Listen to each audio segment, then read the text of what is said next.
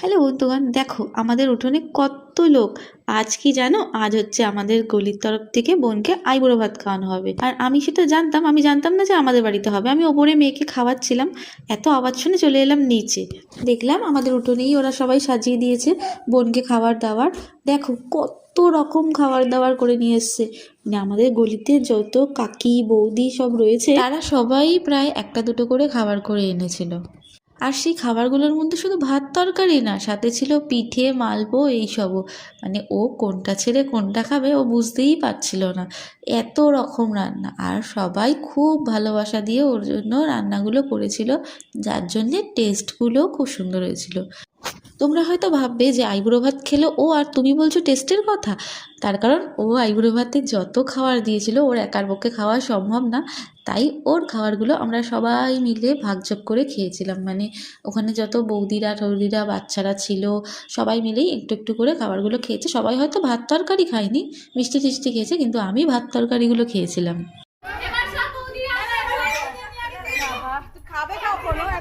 বোনকে তো সবাই খুব ভালোই বাসে, আর যার জন্যেই এই আয়োজনটা।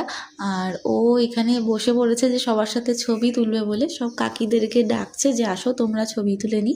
ছবিটা তুলে নিচ্ছে, তার কারণ এগুলোই তো স্মৃতি, তাই না বলো? সত্যিই আমাদের গলির মানুষগুলো সবাই খুব ভালো, যার জন্যেই এই আয়োজনটা করেছে। এরপর বোনকে আশীর্বাদ করা হচ্ছিল, আর সেই সময় না ও প্রচণ্ড ইমোশনাল হয়ে গেছিলো, যার জন্য ও খুব কাঁদছিল।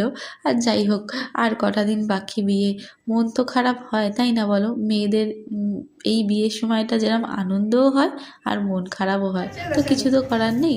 সব দুঃখ ভুলে আমাদের হাসি মুখে এগোতে হবে। একটা বেলা হয়ে গেছিলো, খেতে বসে গেছে। তো তোমরা শুনে নাও কি কি রান্না হয়েছিল।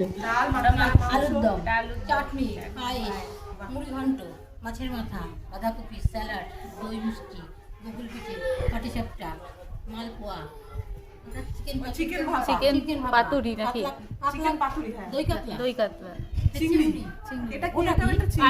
পালং চিংড়ি, পাবদা, তেল কই, আর এই যে 5 রকম ভাজা, রাইস, আর এগুলো আছে ক্যাম্পা ঝাম্পা। আর ওগুলো যাতে চিকেন খাবে তো নিয়ে নিতে এই যে নিয়ে যা হাতে আমাকে বলছে তুই শসা খাবি? তুমি কি খাবে বলো? মিষ্টি রাখো আমাকে ভিডিও করো। কোনটা বলো? আর কি নেবে? কি নেবে না? আর কি নেবে? ও ভাবছি এত লাইট দেওয়া যাবে না। ও ডায়েট করছে জন্য দই আর শসা। আমাদের বললাম না, আমিও খেয়ে নিয়েছিলাম, এতটাই খাবার ছিল। প্রিয়াঙ্কার আমার পুরো খাওয়া হয়ে গিয়েও খাবার ছিল। তো আজকের মতন ভিডিওটা এইখানেই শেষ করছি, দেখা হচ্ছে পরের ভিডিওতে। টাটা।